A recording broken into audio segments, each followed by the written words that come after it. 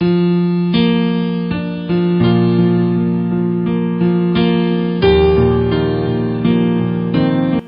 saudaraku, selamat pagi.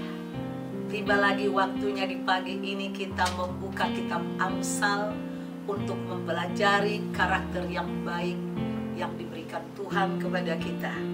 Amsal 16 ayat 6 sampai 7.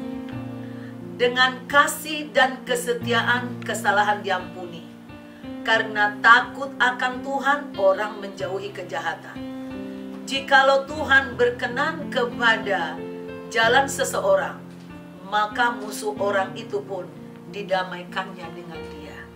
Nah, ini saudaraku, dengan kasih dan kesetiaan kesalahan diampuni.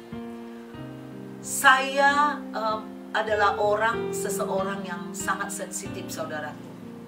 Seumur hidupku saya berusaha menghindari kesalahan. Saya berusaha berbuat baik.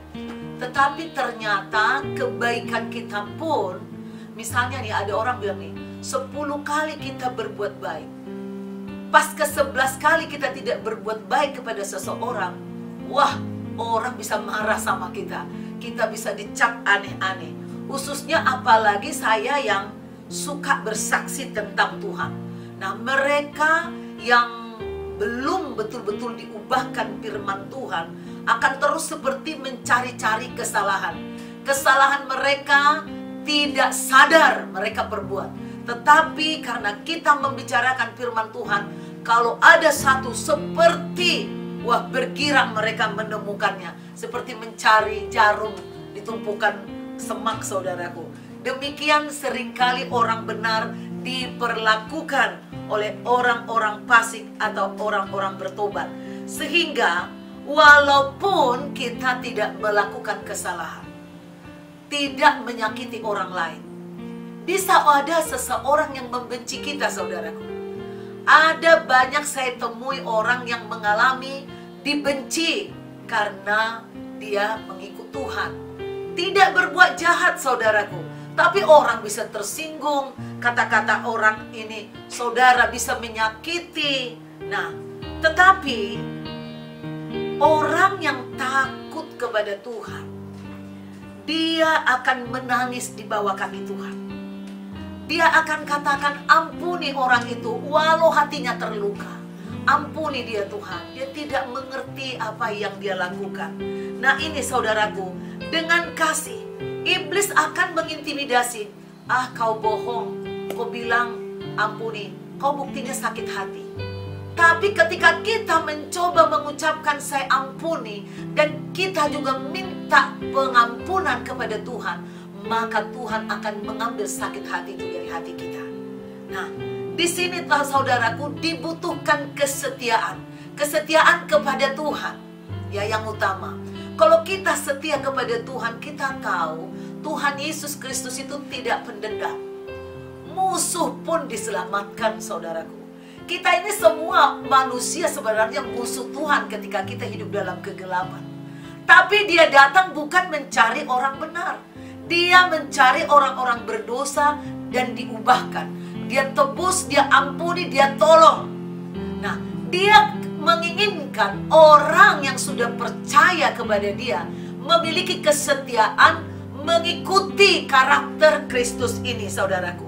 Jadi kalau Kristus Maha Pengampun, anak-anaknya pun harus menunjukkan kesetiaannya untuk melakukan pengampunan. Dikatakan di sini, orang benar, ya, orang benar menjauhi kejahatan. Orang yang takut Tuhan, itu saudaraku, kita bukan takut kepada manusia, bukan takut kepada balasan, tapi karena kita takut kepada Tuhan, kita cinta Tuhan, kita tidak mau terpisah dari Tuhan, kita nggak mau melukai hati Tuhan, maka kita menjauhi kejahatan. Buanglah segala dendam, balas dendam, maki-maki dari mulut kita, saudaraku. Ketika kita disakiti, mungkin ada seseorang berpikir, kalau dibiarin nanti dia makin belagu, makin mangkrak, makin kurang ajar. Tidak, saudaraku. Saudara mau dilatih Tuhan dulu betul-betul rendah hati. nanti Tuhan bertindak sesuai dengan kehendaknya. Biasanya Tuhan akan mengupayakan keselamatan kepada siapapun yang jahat, orang berdosa. Tetapi jika dia menolak, dia akan mengalami akibat daripada penolakannya kepada kasih Tuhan. Maka dikatakan, jikalau Tuhan berkenan kepada jalan seseorang, maka musuh orang itu pun didamaikannya dengan dia.